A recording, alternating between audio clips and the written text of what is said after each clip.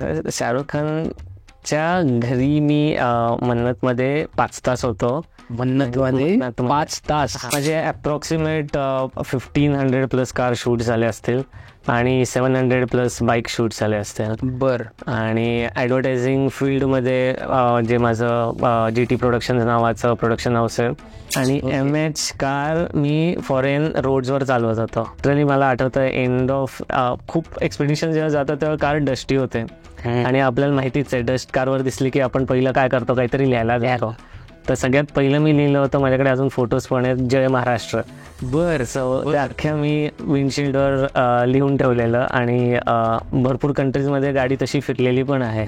तिथे already oxygen कमी आहे, सगळंच म्हणजे तिथे दम लगेच लागतो. पण ह्याच्यात आम्हाला तिथे जाऊन शूट करायचं होतं. ते शूटचं स्पॅन कमी होतं पण ते एक्सटेंड होऊन खूप मोठं झालं. बरं. तिथे थंडी होती. तर बेसिकली चायना बॉर्डरला आहे. कॅमेरा 3-4 तास त्या थंडीमध्ये राहून असा पकडून खूप वेळ मला अजूनही आठवतं आहे की माझा हात फ्रोज झाला होता, माझा ब्लड फ्रोज झालेला. पेट फोटोग्राफी. बरं. पेट फोटोग्राफी ही मी 2010मध्ये इंडियाज फर्स्ट पेट फोटोग्राफी स्टुडिओ लॉन्च केला. तेव्हापासून मी पेटचे पोर्टफोलिओज शूट करत होतो.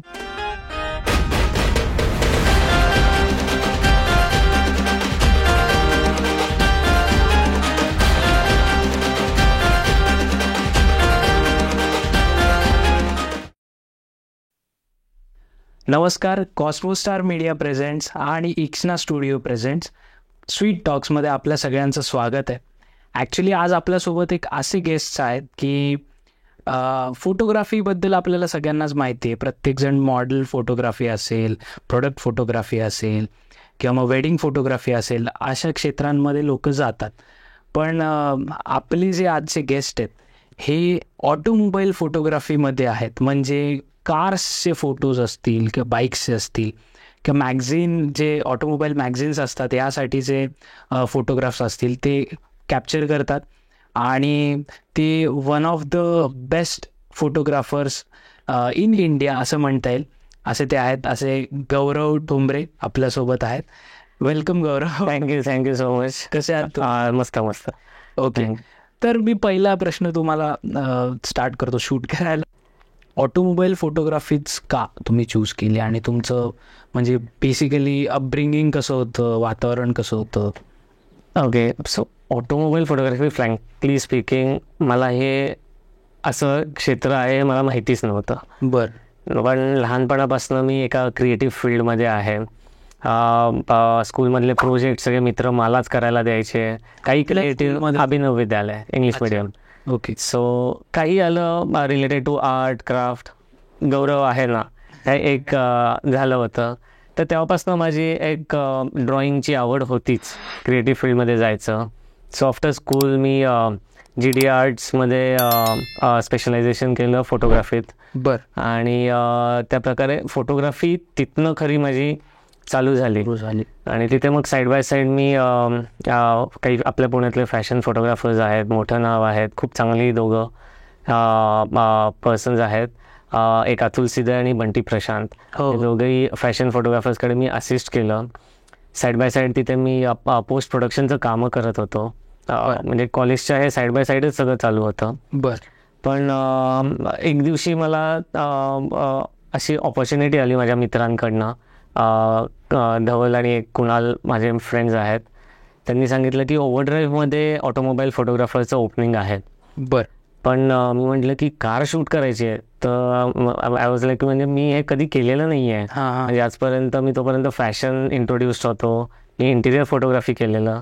पण कार फोटोग्राफी हे माझ्यासाठी कम्प्लिटली नवीन होतं. फार तर काय BMW समोरनं गेले की अरे BMW एवढं केलेलं आहे, त्याच्या जवळही कधी गेलेलं नव्हतं. पण हे सगळं करताना मग ती ऑपॉर्च्युनिटी आली. म्हटलं की okay let's take it as a challenge. बरं. आणि मग ते सुरू केलं. पण त्याच्यासाठी मला काही टेस्ट शॉट्स दाखवायला लागणार होते. ओके. तर माझा एक खूप चांगला ऑटो एन्थुझियास्ट मित्र आहे आलोक शाह म्हणून. त्यांनी मला खूप हेल्प केली तेव्हा. त्याची स्कोडा लॉरा होती तो मला घेऊन गेला. मग मी त्याचे टेस्ट शॉट्स घेतले. टेस्ट शॉट्स गेल्यावर मी ते प्रेझेंट केले ओव्हरड्राईव्हमध्ये आणि मग अप्लाय केलं. तर त्या पहिल्या टेस्ट शॉट्सवर माझं सिलेक्शन झालं. ओके. ओव्हरड्राईव्हमध्ये त्यांनी परत माझ्याकडनं एक टेस्ट शूट करून घेतलं आणि त्याच्यानंतर I was appointed as a automobile photographer for overdrive magazine. पण हे कधीची म्हणजे गोष्ट? ही 2008ची गोष्ट आहे. 2007 एंड आणि 8 स्टार्ट. पण मग त्यावेळी तुम्हाला ते अँगल्स किंवा ते कारसाठी काहीच माहिती नाही. मी सगळं शिकत पुढे गेलो. बिकॉज मी जसं म्हटलं, माझं first shoot was my test shoot, जे मला प्रेझेंट करायचं होतं ॲज अ पोर्टफोलिओ. आणि त्याच्यानंतर माझं खरं ऑटोमोबाईल फोटोग्राफरची जर्नी चालू झाली. ओके. तोपर्यंत मला ऑटोमोबाईलचं काहीही माहिती नव्हतं. पण ॲज अ चॅलेंज ते एक्सेप्ट केलं. पहिली मग तुम्हाला तुमची कार आठवते ज्याचं शूट तुम्ही? Mercedes Benz C class. बरं. म्हणजे मिळाली ती पण मला पहिली मर्सिडीजच मिळाली. एमी व्हॅलीला शूट करत होतो आम्ही. ओके. आणि त्याचे टेस्ट शॉट्स मी दिले होते. त्याचा एक्सपिरियन्स कसा होता? म्हणजे काय करायचं होतं हे मला माहिती होतं, कारण मी एक टेस्ट शूट केलं होतं.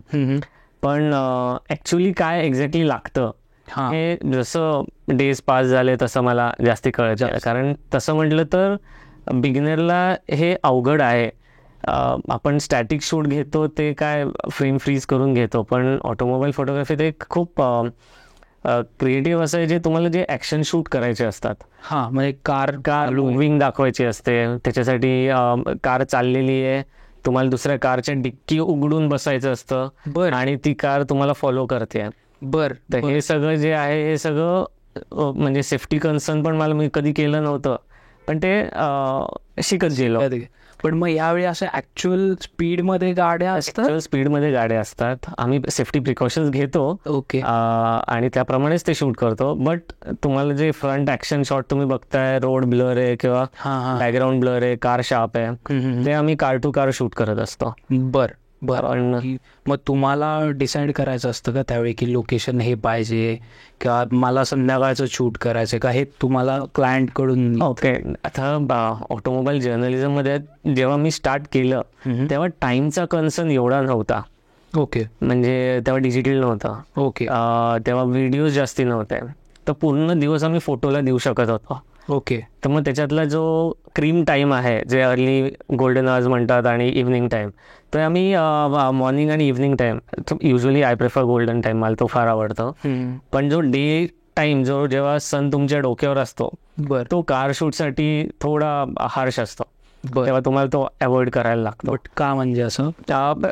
कार एक तर रिफ्लेक्टिव्ह आहे, कलर्स, व्हाईट कलरवर हार्श लाईट ते पूर्ण बर्नआउट होणार. ओके. ब्लॅक असेल तर ते पूर्ण शॅडोमध्ये दिसणार, म्हणजे फक्त टॉप लाईट तुमचं लिटअप होणार.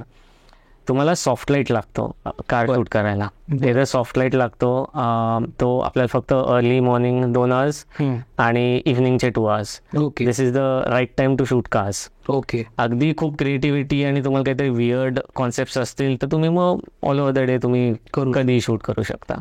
पण मग हे पण तुम्ही ग्रॅज्युअली शिकत गेला बोट, हे गोल्डन मी अजूनही शिकतोय. ओके. आणि ग्रॅज्युअली शिकत गेलो, पण प्रत्येक शूट मला शिकवतच गेला. म्हणजे जे मी अजूनही नाही म्हणू शकत की मला सगळं येतं. ओके. कारण प्रत्येक शूटमध्ये तुम्हाला काही ना काहीतरी वेगळं मिळतंच, जे तुम्ही नेक्स्ट शूटला अप्लाय करता. सो मिळत गेल्या काही गोष्टी. मग असं म्हणजे जस्ट वियर्ड प्रश्न की तुम्हाला असं कधी झालंय का की शूट तुम्ही केलं आणि नंतर तुम्हाला असं वाटलं की नाही अजून, असं प्रत्येक फोटोग्राफरला वाटतं की नाही याच्यापेक्षा बेटर झालं असतं, बट काय तुम्हाला असं कळलं की नाही अजून टेक्निकली? माझ्यातली एक मजेशीर गोष्ट आहे, मे बी मी अजून ती गोष्ट कधीच कोणाशी बोललो नाही, ती अशी आहे की शूटला लागणारे जेवढे शॉट्स आहेत ते माझे सगळे संपले. फॉर अ चेंज कधीतरी, फॉर अ चेंज किंवा मोस्ट ऑफ द टाइम एक थोडासा टाइम शेवटचे 15-20 मिनिटं असतात पॅकअपच्या आधीचे, आणि जे मी एक्स्ट्रा शॉट्स घेतो ते extra shots are my best shots still date of that shoot. Okay. म्हणजे हे खूपदा घडलेलं आहे, 80% घडलेलं आहे. ओके. का घडलंय, कसं घडलंय माहिती नाही, पण जे एक्सपेरिमेंटल शॉट्स आहेत ते मला जास्ती आवडतात आणि ते जास्ती पब्लिश पण झालेले आहेत. ओके. मग आता तुम्ही आता जसं सांगितलं की पहिलीच तुमची मर्सिडीज कार होती, सो असं तुम्हाला कार्स या चालवायला मिळतात काय?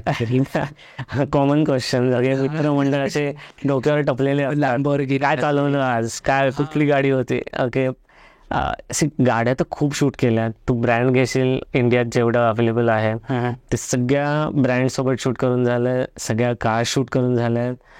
शूट झाल्यानंतर कधी कधी ऑपॉर्च्युनिटी पण मिळते. सो सगळ्या कार्स पण चालवून झाल्या. लॅम्बोर्गिनी असो, फरारी असो, पॉश असो, मर्सिडीज, BMW, सगळ्या गाड्यांवर हात मारून झालेला आहे. सो तसं. आणि म्हणजे आता जस्ट आपल्या लोकांना क्लिअर करायला, कारण की आपले कसे जेनझी मुलं म्हणजे माझ्यासारखी जे आहेत ना, ते प्रोनाऊन्सिएशन मध्ये खूप प्रॉब्लेम होतात. ते पॉर्शा आहे, पॉर्शे आहे की पॉर्शे, तुम्ही जसे आता क्लिअर करून सांग. Porsche is the right. Okay okay, so right word. Porsche वगैरे माहित नाही, पण माझ्यासाठी Porsche is the right. Okay. आणि मग यांच्यामध्ये म्हणजे काय फरक असतो नक्की? म्हणजे ऑफकोर्स एका काय म्हणतात वॅगनार मध्ये आणि याच्यामध्ये खूप तफावत असणार. बट नाही, पण फरक म्हणजे वॅगनारची चांगली गोष्ट आहे, तुम्ही कुठेही पार्क करून निघून जाऊ शकता. ते पॉश सोबत नाही होऊ शकत. बेसिकली गोष्टी अशा घडत जातात की त्यांचे जे टेक्नॉलॉजी, त्यांचे जे फीचर्स हे जे आहेत ना, जे ऑटो कार एन्थुझियास्ट आहेत त्यांना हे मायन्यूटमध्ये खूप कळतात. जे कॉमन लोक आहे त्यांच्यासाठी फरारी असो, लॅम्बोर्गिनी असो, पॉश असो, हे स्पोर्ट्स कारमध्ये मोडतात. करेक्ट. पण जे एन्थुझियास्ट म्हणतो ना आपण, हार्डकोर, याचं किती BHP आहे, याचं काय आहे इनसाईट, त्याचा हार्ट काय आहे, हे ते कार एन्थुझियास्टलाच कळतं आणि तेच बरोबर त्यांचं लाइकिंग पिक करतात. ओके. सो आतापर्यंत तुम्हाला आवडलेली सगळ्यात ड्रायव्हिंग वाईज कार कुठली? माझ्या आवडीची लॅम्बोर्गिनी आहे, पण त्याच्याजवळ तर मी माहिती नाही कधी पोचेन. पण माझं मेन ड्रीम आहे दॅट इज BMW. हे ब्रँड माझं खूप आवडीचं आहे आणि I am hoping one day की BMW का it's a completely enthusiast car. मला ड्रायव्हिंग खूप आवडतं आणि ती कम्प्लिटली ड्रायव्हर्स कार आहे, स्पोर्टी कार आहे आणि विच आय थिंक की I gel with that BMW brand. Yes brand. Okay. आणि तुम्हाला असं काही असतं का, म्हणजे जास्त करून मी जेवढं फोटोग्राफ्स किंवा हे बघितलेत ना, सो मोस्टली हे नॉर्थ साईडला जास्त शूट्स होतात, म्हणजे लेह लडाख टाईप असेल किंवा मग अगदीच सी साईडला कुठेतरी असेल. सो असा इंडियामध्ये स्पेशली काही प्रेफरन्स असतो सगळ्यांचा की नॉर्थलाच फोटोशूट व्हावं? ॲक्च्युली असं नाही आहे.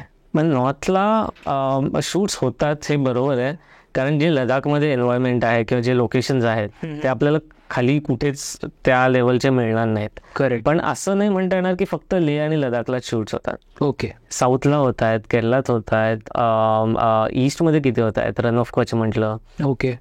तिकडे आहेत, राजस्थानमध्ये भरपूर शूट्स होतात, डेझर्टमध्ये. सो इंडिया अख्खं कव्हर झालेलं आहे. म्हणजे तुमची कुठली फेवरेट प्लेस आहे आतापर्यंत इंडियामध्ये? मी नॉर्थच म्हणेन, कारण बेसिकली काय तिथलं जे एन्व्हायरमेंट आहे, आता आपल्याला खाली जसं आपण येतो तसं पोल्युशन आणि आपल्याला खूप हार्डली ब्ल्यू स्काय बघायला मिळतं.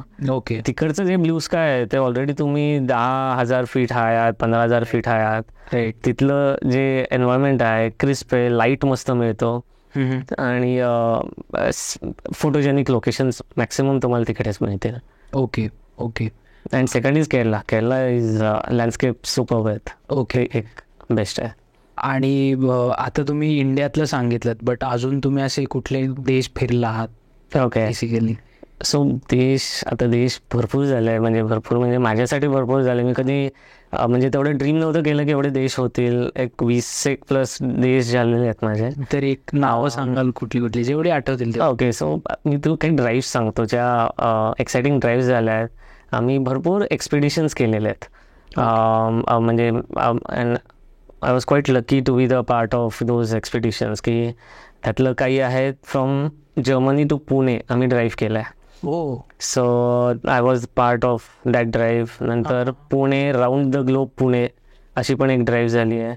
पण याच्यात काही तुम्हाला परमिशन्स वगैरे लागत असतात? प्रचंड परमिशन्स. म्हणजे कुठल्या जर तुम्हाला कुठल्या तर सगळ्यात मेन म्हणजे या सगळ्या ड्राईव्हचं एक प्राऊड फिलिंग ते आहे की ह्या कारचं रजिस्ट्रेशन MH होतं. बर. आणि MH कार मी फॉरेन रोड्सवर चालवत होतो. एक अभिमानाची गोष्ट आहे. आणि लिटरली मला आठवतं एंड ऑफ खूप एक्सपिडिशन जेव्हा जातं तेव्हा कार डस्टी होते. आणि आपल्याला माहितीच आहे डस्ट कारवर दिसली की आपण पहिलं काय करतो, काहीतरी लिहायला जातो. तर सगळ्यात पहिलं मी लिहिलं होतं, माझ्याकडे अजून फोटोज पण आहेत, जय महाराष्ट्र. सो त्या अख्ख्या मी विंडशिल्डवर लिहून ठेवलेलं. आणि भरपूर कंट्रीजमध्ये गाडी तशी फिरलेली पण आहे. सो मेन ह्याच्यात परमिशन्स, कार तुम्ही जेव्हा MH फिरवताय तर कार आली कुठून, पोलिसांनी भरपूरदा पकडलं. त्याचं खूप सारे डॉक्युमेंटेशन्स असतात.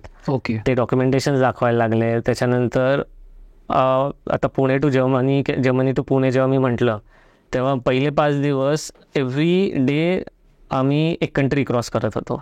Every day?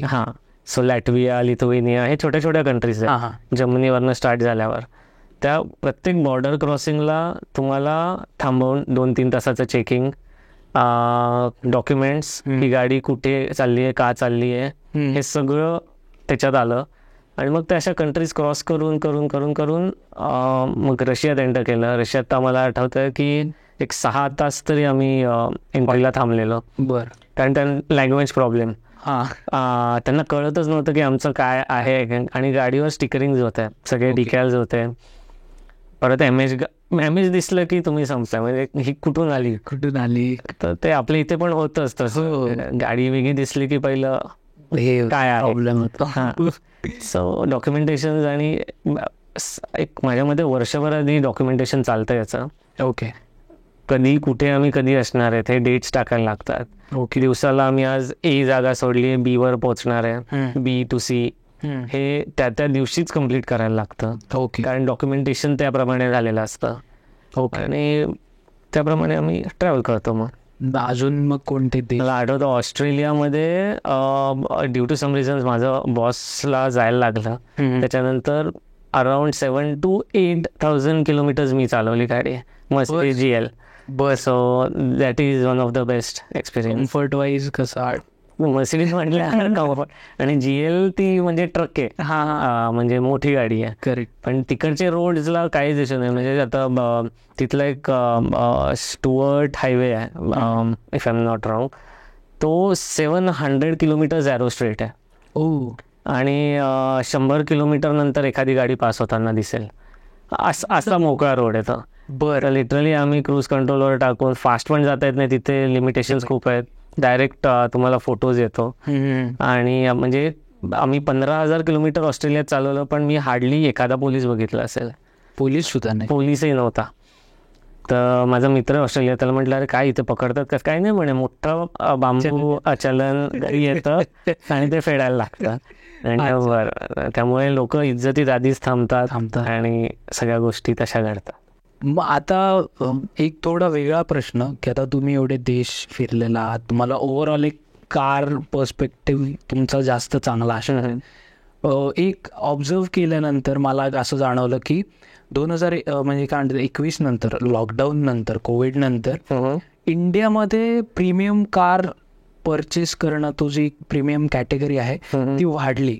म्हणजे आता सगळे रेंज रोवर असेल किंवा लॅम्बोर्गिनी, लोक पैसे खूप कमवतात. म्हणजे पण त्याचं रिझन काय, की सगळी इम्पोर्ट करतात गाड्या. आणि हे एवढं इझी असतं का इम्पोर्ट करणं, की दुबईवरून इम्पोर्ट करतात आणि इकडे मग ते चालवतात? आता ते basically I think main reason premium कारचं ग्रोथ वाढलं ह्याच्या Mercedes, BMW, Audi आणि Volvo, रेंज रोवर, या सगळ्या ज्या गाड्या आहेत ना, यांनी प्रीमियम मार्केटची ग्रोथ खूप हाय झालेली आहे. आता ह्या गाड्या तुम्हाला फीचर्स खूप देतात आणि फॅन्सी पण झालेल्या आहेत. आणि लोकांची आजकालची रिक्वायरमेंट आहे फीचर्स पाहिजे. प्लस आता लोकांकडे पैसे तर डेफिनेटली आले आहेत. IT बूम आणि हे ते सगळं आपण बघतो, पैसे आहेत आणि लोकांना शो ऑफ करायला आवडतं आजकाल. तर आहे. सो आणि एन्थुझियास्ट वाढलेले आहेत.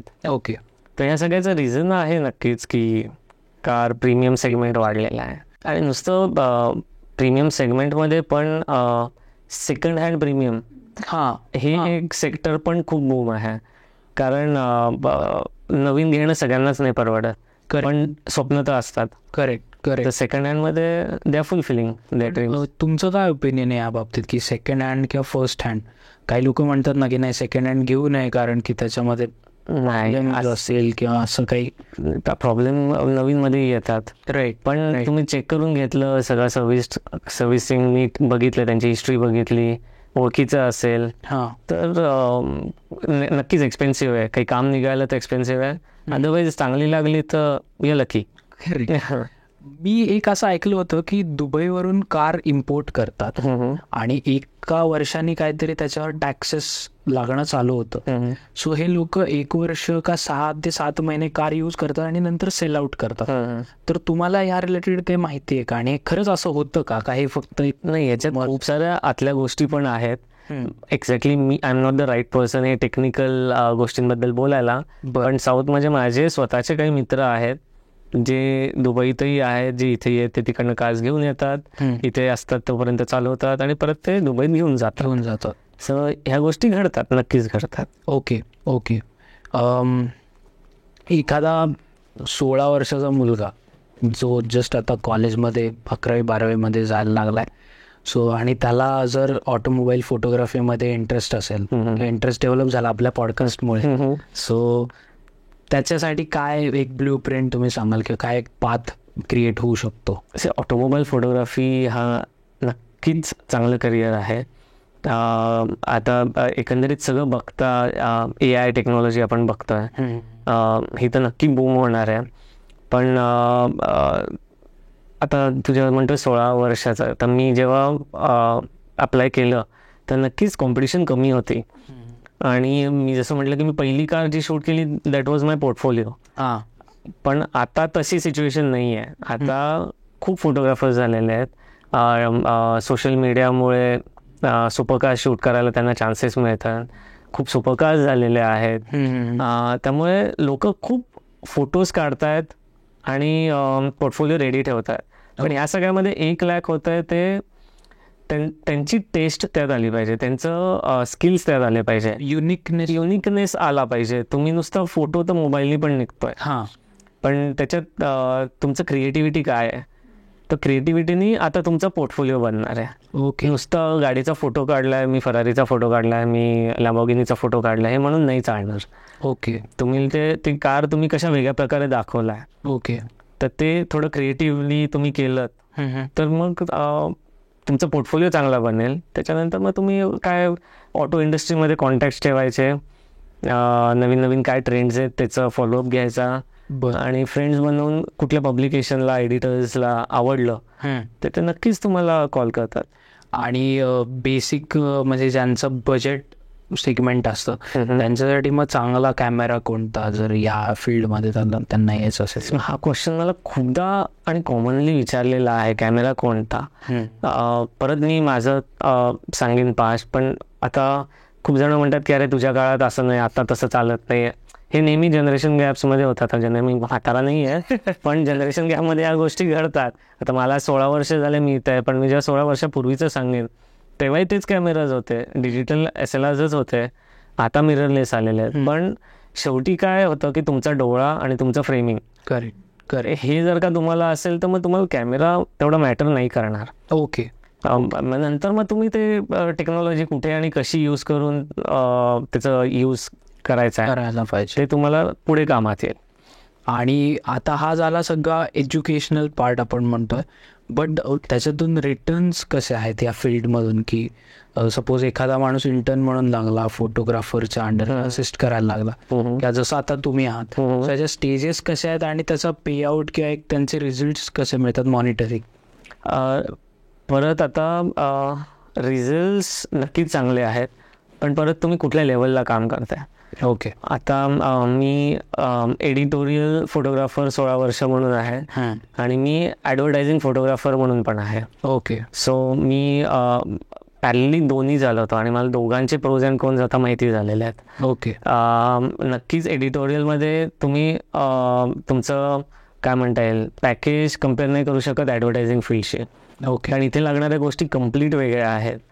फॉर एक्झाम्पल म्हणजे बेसिकच की आम्ही दिवसात इथे 100 फोटोज काढत असू तर ॲडव्हर्टायझिंगमध्ये तुमचे 2-3च फोटोज निघतात. हां. तर त्याचे कम्प्लीट सगळं वेगळं आहे आणि त्याप्रमाणे मग त्याचे स्किल सेट डिफर करतं. बरं. आणि त्याप्रमाणेच तुमचे रेट्स चेंज होतात. ओके. आता आपण एक कारच्या काय म्हणतात प्राईसच्या प्रमाणे जर पेआउट समजला तर कुठली कार म्हणजे तुम्हाला हे होऊ शकते? नाही, पण कशाच्या कम्पॅरिझन मध्ये? फोटोग्राफर म्हणून आता मी जर इंटर्न म्हणून लागलं तर मला एखादी नॅनो घेता येऊ शकते का म्हणजे पेआउट मधून? नॅनो थोडासा वेळ लागेल नॅनो घ्यायला पण. ओके. आणि तुमच्या लेवलला आल्यावर मग लॅम्बोर्गिनी? आता मग मी लॅम्बोर्गिनीतच आपण इंटरव्ह्यू घेतला असता. एखादी मर्सिडीज? नाही, कसं आहे, एडिटोरियल आणि ॲडव्हर्टायझिंग तुम्ही फुल फ्लेज 16 वर्ष ॲडव्हर्टायझिंग केली असती तर नक्कीच तुझी नावं घेतोस त्याचे झालं असतं. पण एडिटोरियल आणि ॲडव्हर्टायझिंग खूप डिफरन्स आहे. ओके.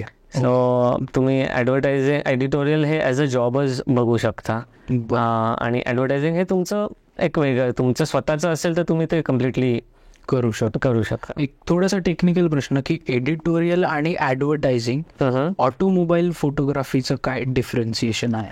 ओके. एडिटोरियल म्हणजे आता जे माझं करिअर चालू झालं, ओव्हरड्राईव्ह, इव्हो आणि आता मी ऑटोकारचा फोटो एडिटर आहे. ह्या 3 मॅगझिन्समध्ये मी काम केलं आहे. ह्या मॅगझिन्समध्ये काम करणं म्हणजे काय की कुठली जी नवीन कार येते त्या नवीन कारचं रिव्ह्यू करतो आपण.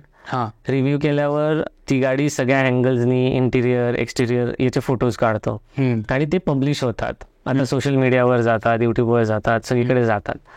तर हे जो बायर आहे, तुला कुठली गाडी घ्यायची आहे तर तू ह्या मॅगझिन्सला रेफर करशील, यांचे पोस्ट बघशील, वेबसाईटला जाशील आणि मग तू डिसाईड करशील की ही कार माझ्या केपेबल आहे की नाही. ॲडव्हर्टायझिंगमध्ये तू जेव्हा कुठल्या कारचा फोटो काढतोय तर ती कार तू ॲज अ प्रोडक्ट दाखवतोय लोकांना विकत घेण्यासाठी. त्याचे बिलबोर्ड्स दिसतील तुला, पेपरमध्ये प्रिंट ॲड्स दिसतील, मॅगझिन ॲड्स दिसतील. तर हे बायर्सला ती कार दाखवण्यासाठी असते. ते कम्प्लीट प्रोडक्ट, त्याचं डिझाईन, त्याचे फीचर्स हे सगळं त्याच्यात येतं. तिथे टेस्ट करून सांगत नाही की XYZ ही माझी कार आहे, ही तुम्ही असे फीचर्स आहे, ही तुम्ही घ्या. ओके. पण कम्पॅरिझन कुठे होतं हे एडिटोरियलमध्ये. तुम्ही 2 कारचं कम्पॅरिझन देऊ शकता. मग तुम्ही जसं आपण आधी बोलत होतो कॅमेराबद्दल, कुठला कॅमेरा माझ्यासाठी बेस्ट आहे, कुठला नाही आहे, हा कॅमेरा मला चालणार आहे का, मग याच्यात मी एवढे पैसे घालू, हे सगळं मग रिव्ह्यूजमध्ये होतं जे एडिटोरियली होतं. ओके. मगाशी बोलताना आपण AI रिलेटेड बोललो, तर या फील्डमध्ये AIचा कसा इम्पॅक्ट आता होणार आहे इथून पुढे की तुम्हाला ॲक्च्युअल लोकेशनमध्ये पण फोटो नाही काढावे लागणार आहेत त्याची भीती वाटते. आणि एक चांगली गोष्ट पण आहे की ते खूप फास्ट पण काम होतं. ओके. म्हणजे जसं म्हटलं की जेव्हा मी चालू केलं तेव्हा पूर्ण दिवस आम्ही शूट करत होतो, फक्त फोटोशूट करत होतो. आता आम्हाला एका दिवसामध्ये फोटोज काढायला लागतात, व्हिडिओ शूट करायला लागतं आणि ह्या सगळ्याला आम्हाला अर्धा दिवसच असतो. अच्छा. तर परत डिजिटल करायला लागतात, रील्स करायला लागतात, हे सगळं एका दिवसात करायला लागतं. ओके. हे प्रेशर बघता AI नक्कीच बेनिफिशियल आहे पण पुढे जाता. पण याची भीती पण वाटते की जे आम्ही फोटोग्राफी थेरॉटिकली शिकलोय इतके वर्ष तर त्याचा मिसयूज होणार आहे का आता मग तो फॉर्मॅट तो राहणारच नाही का? ओके. जे फ्रेमिंग असायचं की लाइटिंग कसं असायचं आता फक्त टाईमची रिक्वायरमेंट म्हणून AI आहे का? ओके. तर असा एक कन्सर्न आणि भीती एक आहे. पण आता यूथ चालू झालाय AIचं ऑलरेडी या फील्डमध्ये? झालंय, ऑलमोस्ट चालू झालंय. काही मी ऍड्स पण बघितल्यात AI बनलेल्या. So car film ads. Okay. तो झालेल्या आहेत, गोष्टी चालू झालेल्या आहेत. आणि यात पण ग्रीन स्क्रीनचा वगैरे यूज होतो तुमच्या फील्डमध्ये? ग्रीन स्क्रीन माझ्यासाठी स्पेशली नाही होत. फिल्म जे यूज करतात, फिल्म व्हिडिओ जे बनवतात ॲड, ते जास्ती मॅक्सिमम ग्रीन स्क्रीनचा यूज करतात. फोटोसाठी तेवढं नाही आहे. बरं.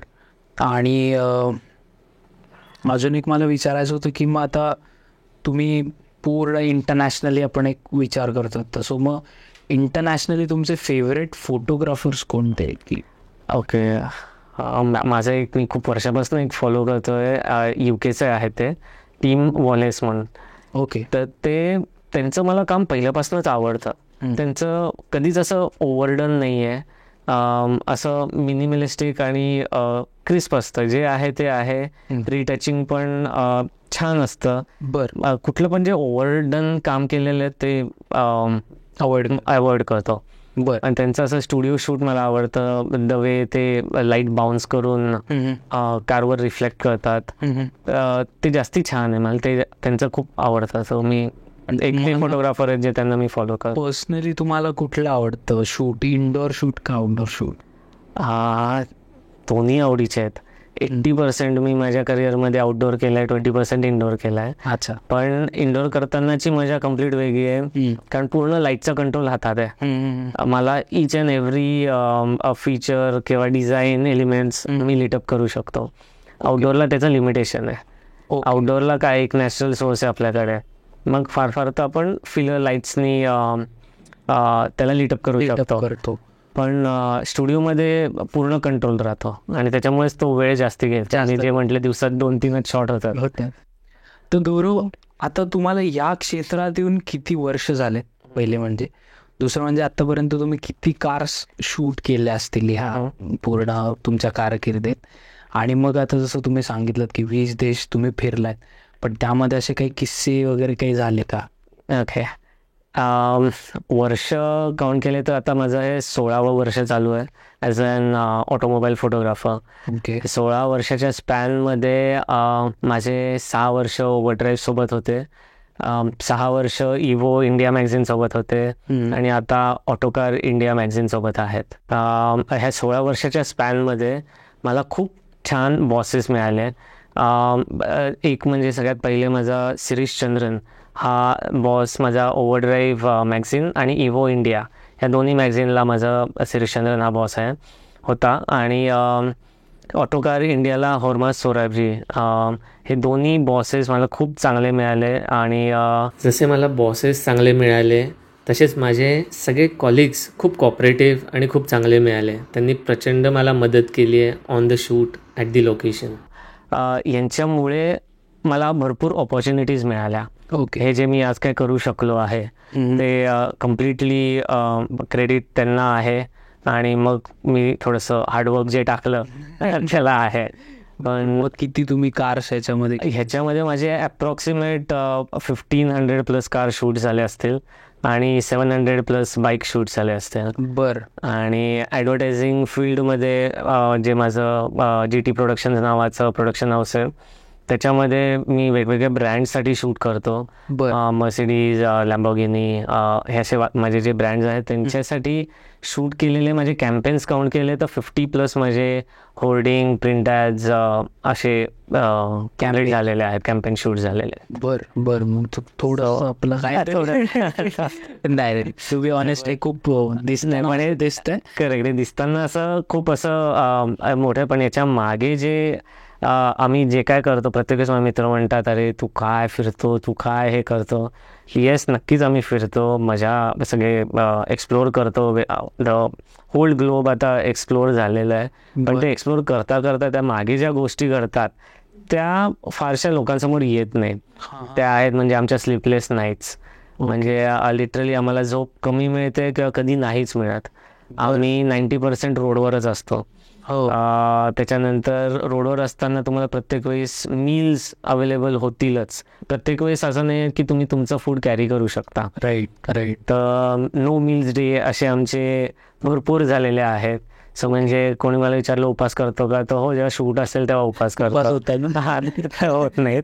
पण हे जे बॅक साईडला जे काय घडतं हे समोर येत नाही. पण अरे वा, तू आज सुपकार सोबत होतास, अरे वा तू आज तू तिकडे फिरायला गेलायस, काय तुझं लाईफ आमचं 9 to 6 आहे. प्रत्येकाला प्रोज अँड कॉन्स आहेतच. पण येस, आमचं कम्प्लीट वेगळं पडतं, 9 to 5शी कम्पेअर होऊच शकत नाही.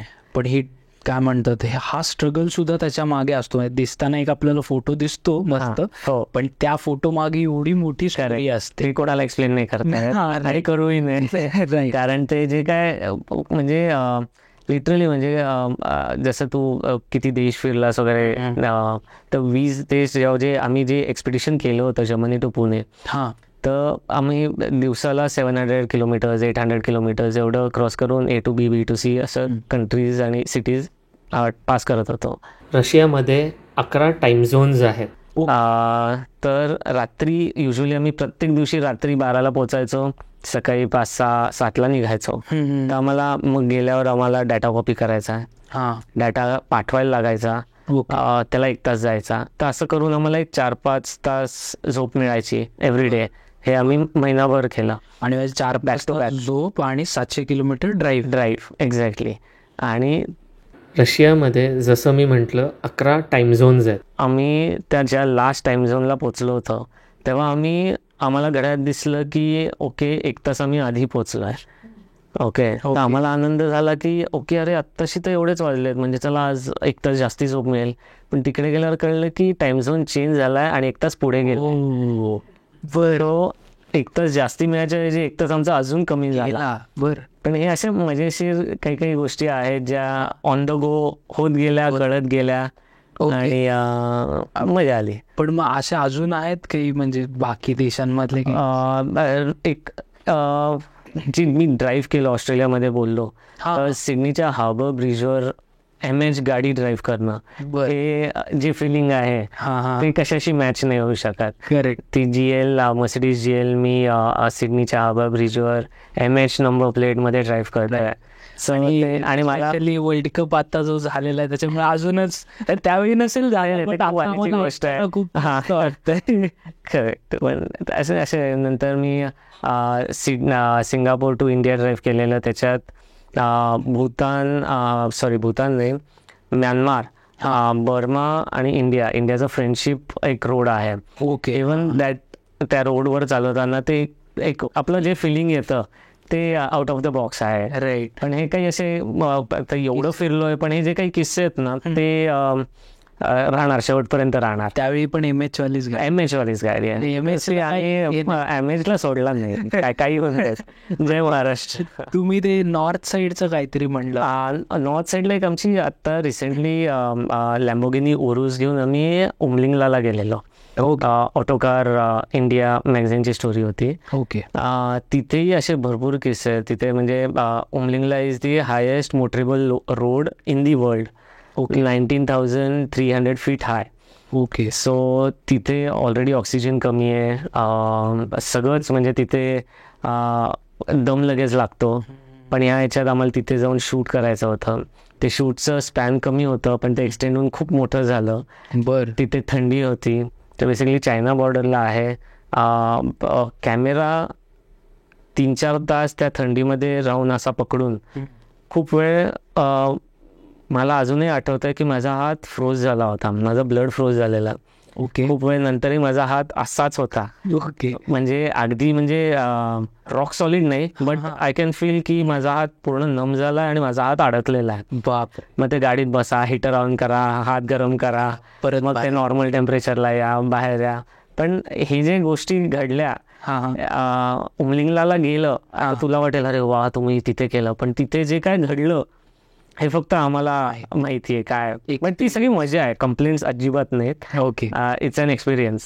ओके.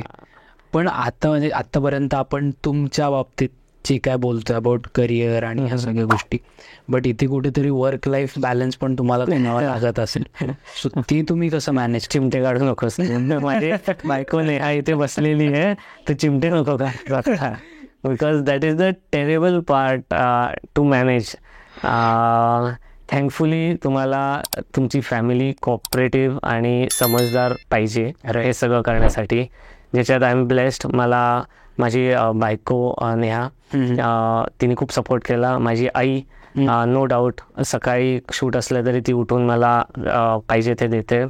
ह्या सगळ्यामध्ये यांचा सपोर्ट जेव्हा असेल तुम्हाला तेव्हाच तुम्ही बाहेर कॉन्सन्ट्रेट करू शकता. राईट. नाही तर कारण आमच्या ह्याच्यात कसं आहे ना की तुम्हाला आत्ता तिकीट येईल आणि परवा जायचं आहे. अच्छा. पण मग काही कमिटमेंट्स असतील तर काय, करेक्ट, मग तुम्हाला ते कॅन्सल करायला लागतात. करेक्ट. म्हणजे प्रत्येक वेळेस लास्ट मिनिट शूट्स येत नाहीत, पण आमच्यात कधी काही येतं. राईट. आणि फक्त सगळं पुण्यात किंवा आसपास नाही होत. उद्या तुला दिल्ली जायचं आहे, ओके दिल्ली झालं की मग तुला चेन्नईची फ्लाईट आहे. बरं. मग हे सगळं लिंक्ड असतं. मग मी घरी येतो, बॅग ठेवतो, कपडे देतो, म्हणजे घरी चिडवतात मला, आला म्हणजे लॉजला आलास का, आता घरी जा. तर घर कधी कधी लॉज बनतं, पण डिफिकल्ट होतं. हे ऑनगोईंग प्रोसेस आहे, फिक्स्ड नाही आहे ते बॅलन्स करणं.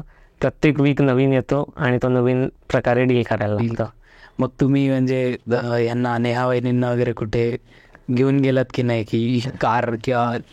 हो, गेलो भरपूरदा गेलो आहे. तिलाही सगळ्या मित्रांप्रमाणे वाटलं की किती छान आहे याचं लाईफ, किती हे किती ते आहे. तिला 2-3दा शूटला नेलं, त्याच्यानंतर ती काही आली नाही परत. तिचे फॅक्ट्स कळले, काय असतं मागे, काय घडतं, आणि त्याच्यानंतर काही ती आली नाही नंतर. म्हणजे तुम्ही असं, तुम्हाला चांगलं डेटला वगैरे जायचं असलं की आज मर्सिडीज किंवा? नाही, तशा गोष्टी मी नाही केल्या. आपण परत बॅक टू नॉर्मल. शूट झाली की गाडी त्याच्या घरी, आपण आपल्या घरी. अच्छा, ते नाही जमलं कधी. Okay.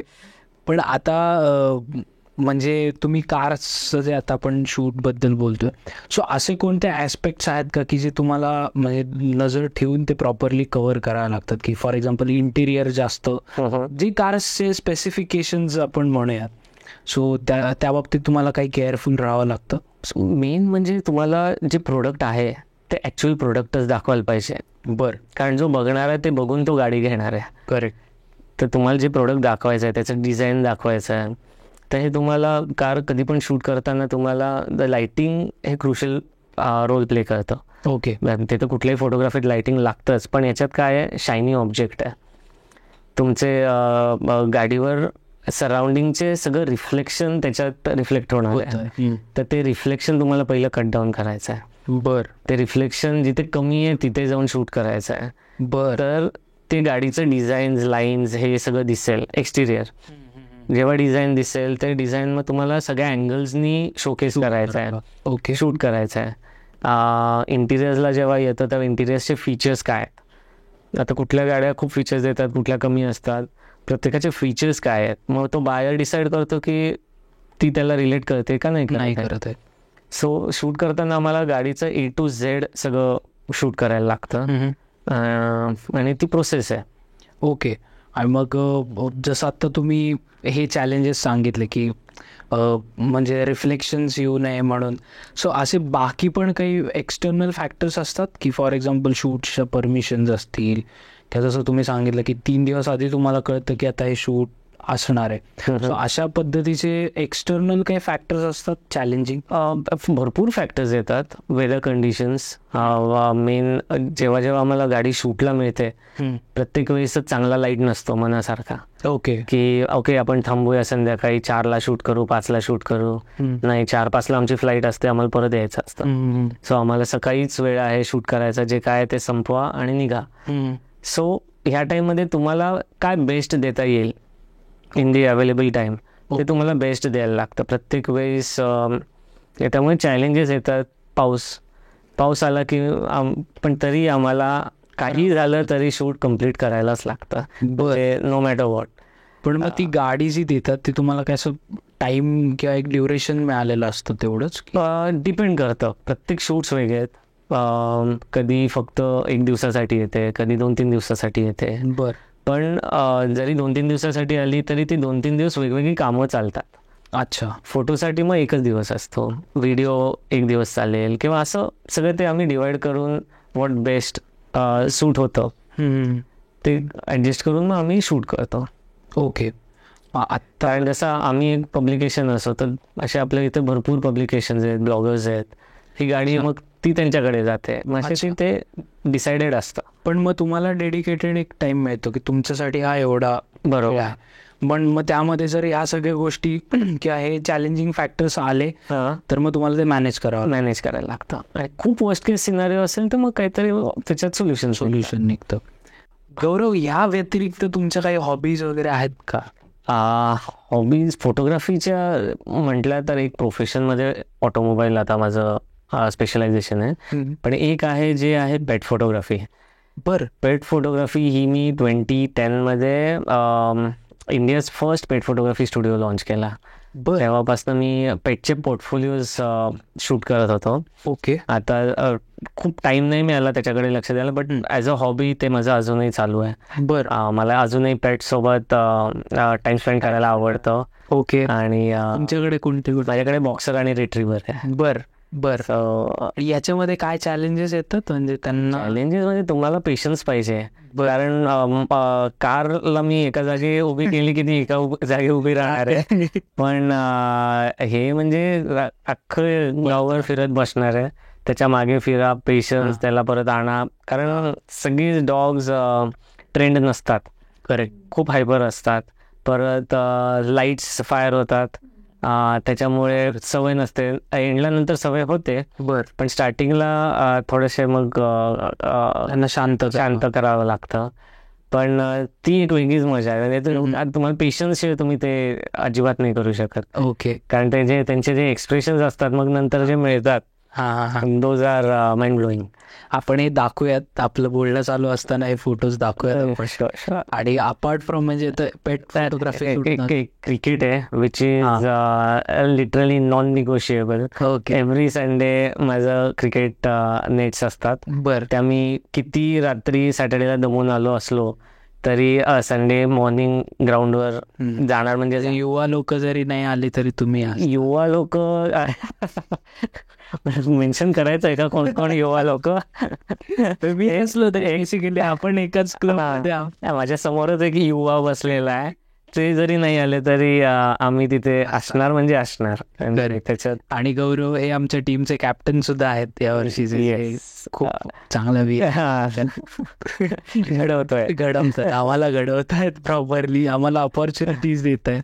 So yes, so cricket सुद्धा एक तुमचं नॉन निगोशिएबल, लिटरली. त्याला काय कोणीच म्हणजे सॉरी नेहा, पण कोणी मध्ये नाही येऊ शकत. ओके. आणि म्हणजे मी इंस्टाग्राम तुमचं ज्यावेळी बघितलं ना, सो त्यामध्ये कॅटरीना कैफ असेल, मनीष पॉल असेल. बरोबर बघितलेस? म्हणजे आपलं गाड्या कुठल्या बघितल्या, गाड्यांची नावं एवढी पटकन नाही आठवत, पण हे दिसलं. आणि सगळ्यात मेन म्हणजे SRK शाहरुख खान सोबतचा फोटो म्हणजे तू पोस्ट केलेलं बघितलं. सो काही किस्से आहेत काय आणि काय म्हणजे एक्झॅक्ट? ओके. शाहरुख खानच्या घरी मी मन्नत मध्ये 5 तास होतो. मन्नत मध्ये 5 तास? म्हणजे ते 5 तास लिटरली माझ्या बर्थडेच्या आधीच्या डेचे होते. आणि सो ते घडलं असं की मी ओव्हरड्राईव्ह मध्ये होतो आणि CNBC टीम आमचीच होती. त्याचा एक मूवी रिलीज झालेला, त्याच्या इंटरव्ह्यूसाठी आमची टीम जाणार होती. कुठला मूवी?